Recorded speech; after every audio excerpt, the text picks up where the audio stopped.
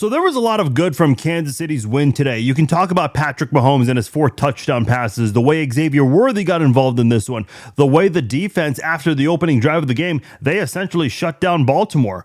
There were some hiccups today with the Butker field goal and the running game that I know a lot of people want to talk about, but in general, I mean, this is a blowout win for Kansas City. You saw a bunch of backups come into the game during the fourth quarter here. Now, again, the stats with Mahomes and his 4 touchdown game, getting the 250 touchdown pass mark in his career, the youngest to do so. But none of that is really important to me at this moment. You want to know what's the most important thing coming out of this game? You want to know what my biggest reaction is from this win? I didn't see any Chiefs players or coaches getting in the face of another coach or player. You didn't see Andy Reid body check anyone. You didn't see Travis Kelce lose his cool and toss his helmet and say, "I'm sick of this shit again." You didn't see him in anyone's face. You didn't see Chris Jones going at it with anyone. You really didn't see Patrick Mahomes frustrated in this one. You saw a lot of guys in red uniforms today who were pretty damn happy. They had fun today on the field. And they had all smiles on the sidelines. Chris Jones, that guy had quite a weekend for himself. He was in Mississippi today, landed in Kansas City about 30 minutes before the game, 30 or 40 minutes. I think he arrived roughly 20 minutes before kickoff. He had an emotional day, attending a funeral of his aunt and attending the game, showing up in the locker room 20 minutes before kickoff. And he had a great game, by the way. Not going to see it on the stat sheet, but he did some things that, if you watch the game, you'll know Chris Jones had quite a day for himself.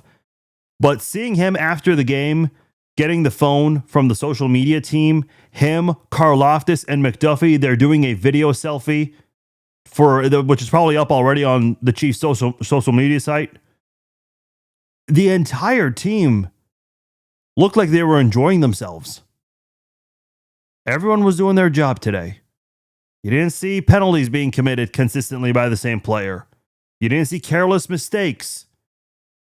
You didn't see terrible decisions, terrible play calls. And I recognize the Ravens are a team that are decimated with injuries on the defensive side, but there were a lot of experts who still went with the Ravens in this one.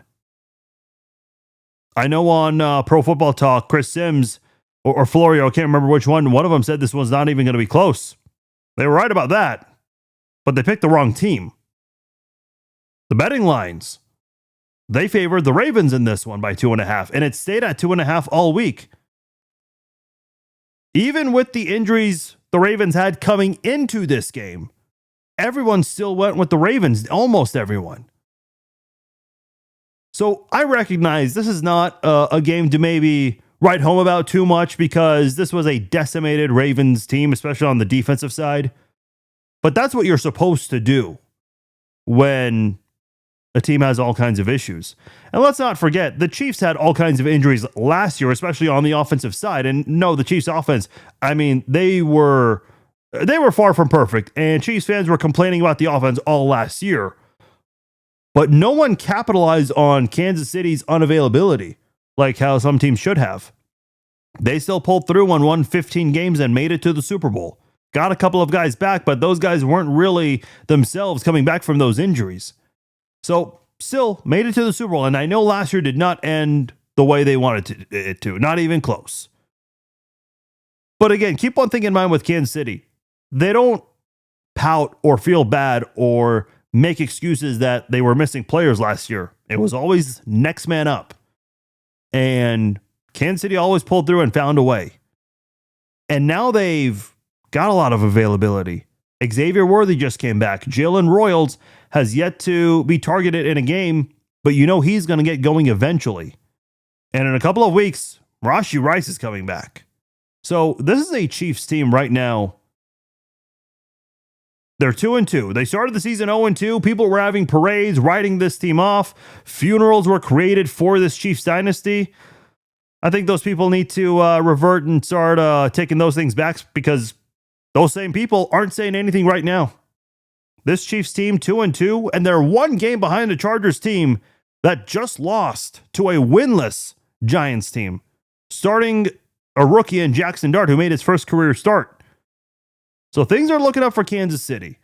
I'd like to see them offensively have another good game against a better defense, and they'll have that opportunity next Monday night. But for right now, my biggest takeaway from this win is that the Chiefs were not getting in each other's faces in this one. You didn't see any frustration on the sidelines.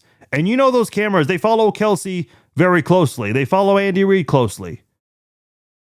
CBS was unable to put up any live footage or any replays of them getting frustrated. None of that happened in this game. That's what happens when this team has fun. And when everyone's doing their job, good things are going to happen.